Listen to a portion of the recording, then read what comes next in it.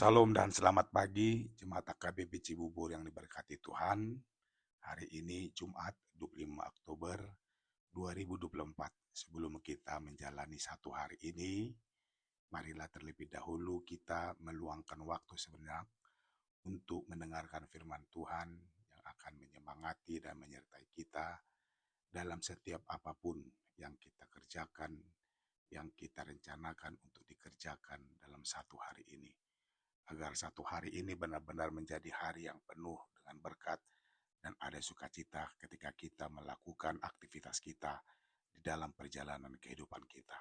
Bagi Amang Inang dan saudara-saudara yang lemah, sakit, saya turut mendoakan Amang dan Inang serta saudara-saudara agar kesembuhan dari Tuhan menyertai Amang dan Inang pagi ini.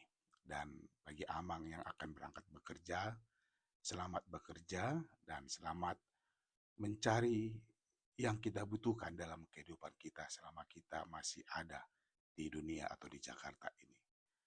Namun sebelum kita mendengarkan firman Tuhan, marilah terlebih dahulu kita berdoa. Kita berdoa. Kasih karunia dan damai sejahtera dari Allah Bapa dan dari anaknya Tuhan Yesus Kristus kiranya menyertai kamu sekalian. Amin.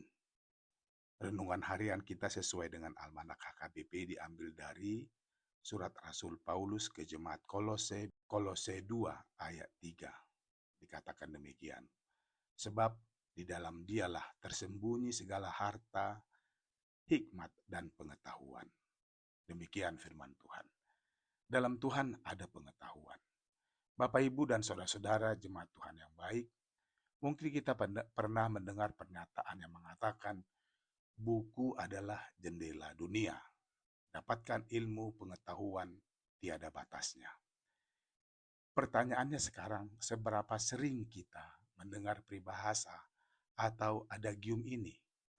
Setidaknya semenjak masuk sekolah, kita sudah mendengar peribahasa yang berasal dari negeri Belanda tersebut. Dan mungkin kita akan selalu mengingatnya dan sudah dihafal di luar kepala. Tapi sebenarnya, apa makna buku adalah jendela dunia? Pepatah ini tentunya mengandung arti bahwa buku dianalogikan sebagai jendela, ungkapan pengetahuan yang sangat penting untuk diketahui semua manusia.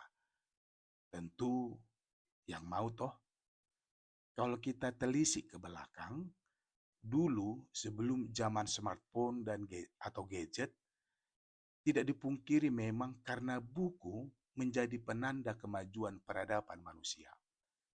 Ada tulisan atau aksara, cerita yang berisi ilmu. Umumnya yang umurnya di atas 40-an masih mengalami pengalaman ini.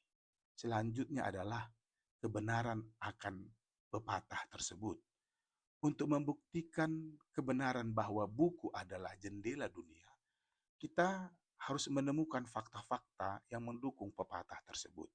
Benarkah buku akan membawa kita pada beragam pengetahuan atau ada yang lain? Jemaat Kristus yang baik, sebagai manusia yang beriman dan beragama, yang percaya kepada Tuhan Yesus, melalui firman-Nya kita mengamini Amsal 1 ayat 7 yang mengatakan bahwa takut akan Tuhan adalah permulaan pengetahuan. Tetapi orang bodoh menghina hikmat dan didikan.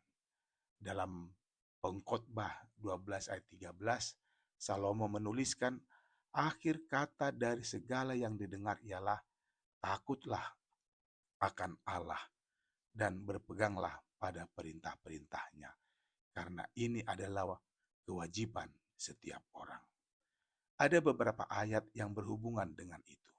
Tentunya jika kita mau membuka Bible atau Alkitab kita, seperti dalam Perjanjian Lama, di kitab Mazmur 111 ayat 10, Amsal 19 ayat 23.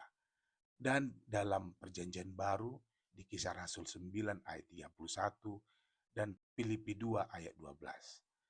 Mungkin yang lain masih banyak. Namun yang penting untuk kita renungkan adalah apa yang dikatakan Paulus dalam firman-Nya hari ini. Sebab Di dalam dialah tersembunyi segala harta, hikmat, dan pengetahuan. Itu artinya bahwa dalam Tuhan yang adalah sumber dan awal dari segala pengetahuan. Paulus meyakini bahwa masih banyak tak terhingga yang menjadi harta dan pengetahuan yang luar biasa yang masih tersembunyi olehnya. Itu sebabnya kita yang beragama dan bertuhan diajak agar kita dengan rasa takut kepadanya, taat dan setia kepada Tuhan, agar Dia memberi pengetahuan yang tersembunyi itu kepada kita dalam perjalanan dan pengalaman hidup kita. Ingat, masih banyak yang tidak kita tahu dalam kehidupan ini. Apa yang terjadi nanti dan besok saja kita tidak tahu. Bahkan dampak dari yang kita kerjakan selalu tidak kita tahu. So, di dalam Tuhan ada pengetahuan. Tetaplah percaya dan jalanilah hidup sesuai firman dan kehendaknya. Kelak kita akan mengetahui rencananya. Amin. Tuhan Yesus menyertai-mu. Kita berdoa. Terima kasih Tuhan untuk firman-Mu yang mengingat aku untuk selalu sadar untuk apa Tuhan menciptakanku. Bapa yang baik, sertai dan bimbinglah aku selalu untuk selalu berpegang pada kebenaran yang daripada-Mu, agar aku hidup dalam kebaikan-Mu. Amin. Selamat beraktivitas sama nyenang. Horas.